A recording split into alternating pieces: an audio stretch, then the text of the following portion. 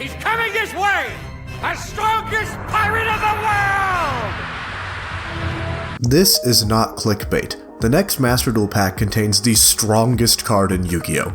Now I know some of you are gonna say, actually, this anime floodgate shuts off all spell, trap, and monster effects. This is the strongest card. 1. Jesus, how is this card even real, even for anime standards? What?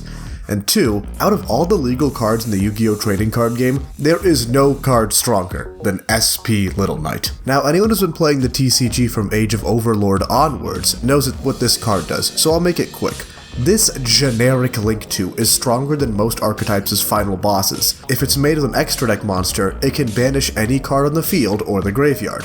If your opponent activates a card or effect, you can banish one card from your field and one card your opponent controls. The amount of versatility and disruption this provides is enormous, so let's list some of it off for you. You can use it to dodge targeted interaction or negates to protect your card for the next turn. You can remove targets for fusion material or a quick synchro, or stop your opponent from going for lethal. Now, I want to be clear when I say this is not just the next meta staple in decks. This card is going to be the definitive extra deck card every deck runs. A few years ago, if we had 2 random monsters on our end board, we turned them into a Verte for DPE. Now, we do the same for SP Little Knight, except it requires 1 less extra deck slot, running 0 garnets, and SP isn't weak to Called by the Grave the way DPE is. That's right, we have Power Crept Verte in 3 different ways. Just a wonderfully designed card. Oh, but it doesn't reduce the attack of monsters by 400 points. You're definitely going to miss out on attacking over metal armored bug.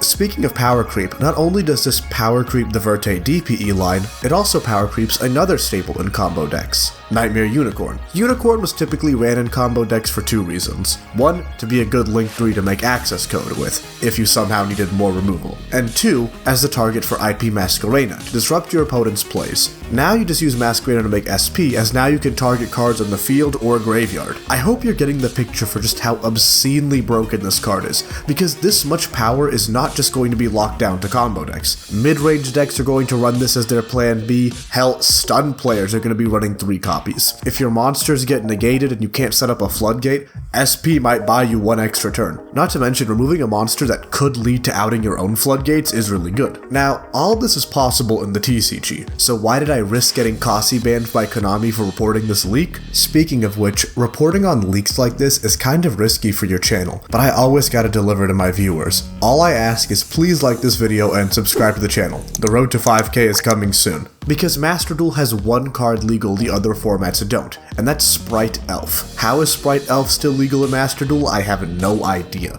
It feels like every time a combo deck takes off, there's a 70% chance they make a line that abuses Elf to end on some insane board. Sprite obviously, but decks like Tearlament abused it to high hell, reviving back Merlee and Diviner to go for further extension on your opponent's turn. Not to mention, nowadays, Snake Eyes runs it to revive Formula Synchron and to protect your monsters from targeting before they make Barone or Apo. Oh yeah, don't forget, all those fun cards are legal in Master Duel as well. But the main crux is SP is already broken enough as is. Being given target protection and being able to be revived is just something we have not been prepared for as a community. And if you are really greedy, you can just take SP and any other monster to make Elf. And if your opponent commits a monster to the board, now you have both from 3 generic boss monsters. Don't be surprised if rogue combo decks start implementing this to give their end board some more staying power. But what's much more likely is the tier 0 deck that's already abusing Elf is just going to use SP to make their boards even more insane. There is no way in hell we can have Sprite Elf and Little Knight in the game at the same time.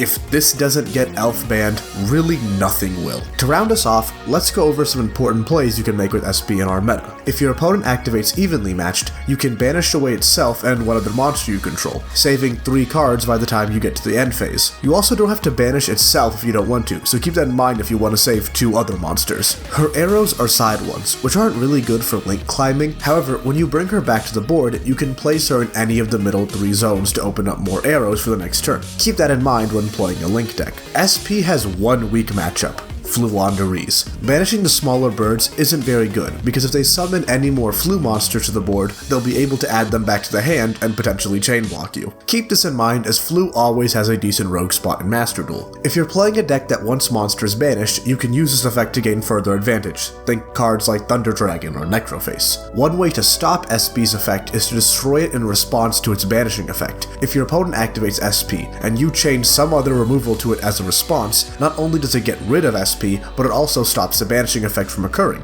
because it requires both targets to be on the field on resolution. Okay, that's probably all the information I have today. Make sure when this card comes out, regardless if you want the rest of the pack or not, craft an SP Little Knight. There's a reason this card is $150 for a single copy in the TCG. It is absolutely essential and nice knowing there's an official way for us to play with it in the West now. And if you're wondering how do I know this card is coming out early, I'm not gonna say why, who knows? I'm just guessing, let's just say. Maybe hit up Master Duel Meta, they might know a little bit more, that's all I'm gonna say. Thank you all for watching.